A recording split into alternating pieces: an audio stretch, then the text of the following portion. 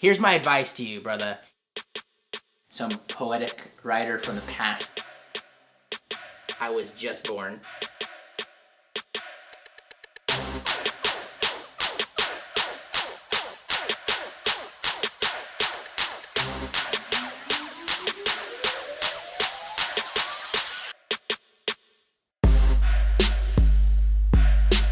Hello and welcome to today's episode. Yes, you heard it.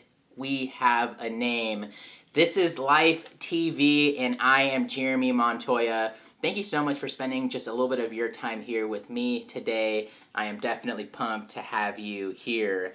Today I want to talk about a few things that I notice get myself, other entrepreneurs, and other people with a side hustle a little distracted. So I want to talk about how we can avoid those things, how we can get over those hurdles right from the beginning, because you and I both know that distractions can get us, whether it's something shiny out front, something that walks into our environment or our view, or all of those small things. Before now, we have shot together about 23 episodes that have gone up to YouTube, but I did that because I wanted to show people that you don't have to have a name to start. You don't have to have any of those things put together from day one. As we've gone on this journey together, some cool things have happened that we've been able to do together. One of those things has come about that we now have a name. So this is going to be episode 1 of This Is Life TV. Going to be setting up all of the websites so you can get notes, you can get highlights, you can get all of those things, and so that you'll know where to tune in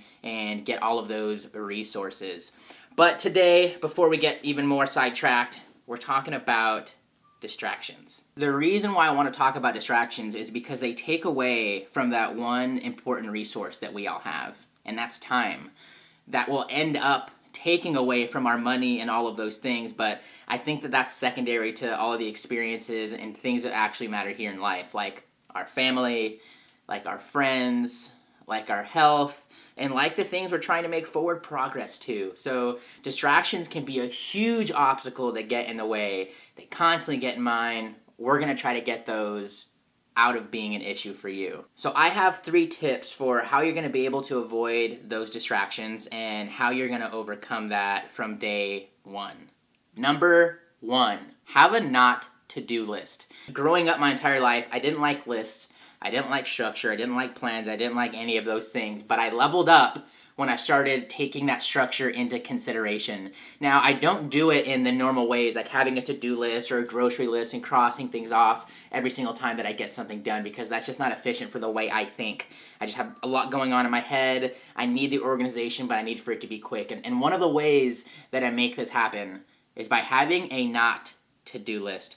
I'm not quite sure where I got this practice from. There's probably 12 authors that have written about this or have created this in the past, but what it basically comes down to, you need to have a list that just you agree with that you're not going to do. Maybe it's checking the phone or Twitter. Maybe it's, maybe you like having music on in the background and it makes you productive, so don't have silence. If you're the opposite, then don't have music. You want to figure out how to get those distractions out of the way. Write down the ones that you know are going to happen to you. Maybe it's the computer, maybe it's the phone, maybe it's a friend, maybe it's something habitual that you do every single day. Just know that when you're focusing on you time and your project time, that you need to cut those things so that you can stay productive.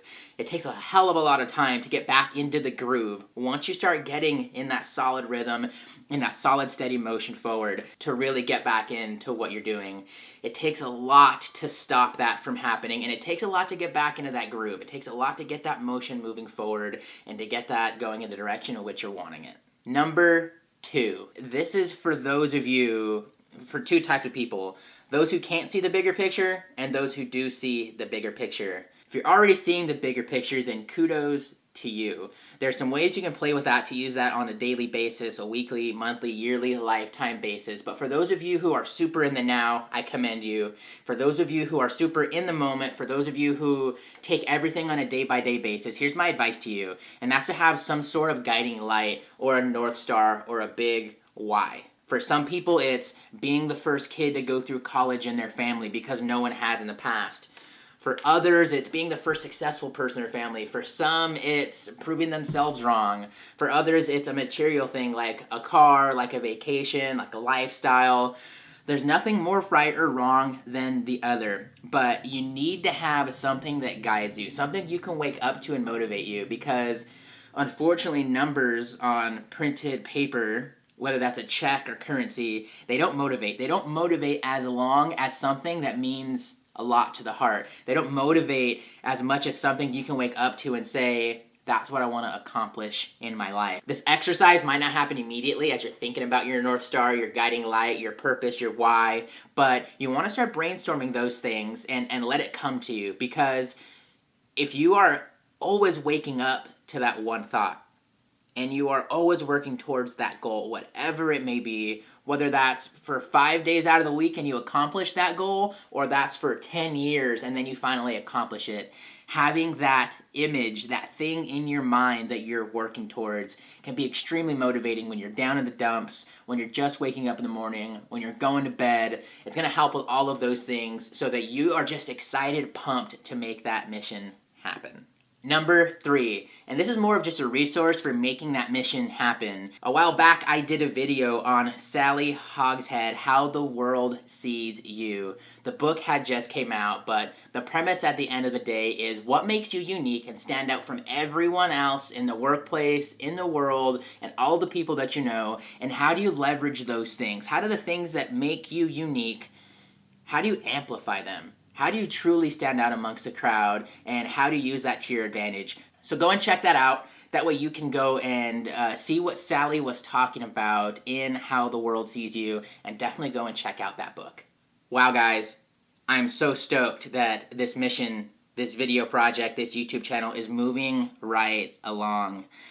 This is life. It's all about business. It's all about marketing. It's all about entrepreneurship and the lifestyle that entails. So I want to know what you guys think in the comments below. Let me know what you think of the name, where we're headed with this. Is it helpful for you? And maybe what you would like to see. Now, I also wanted to send a special shout out to John Lee Dumas.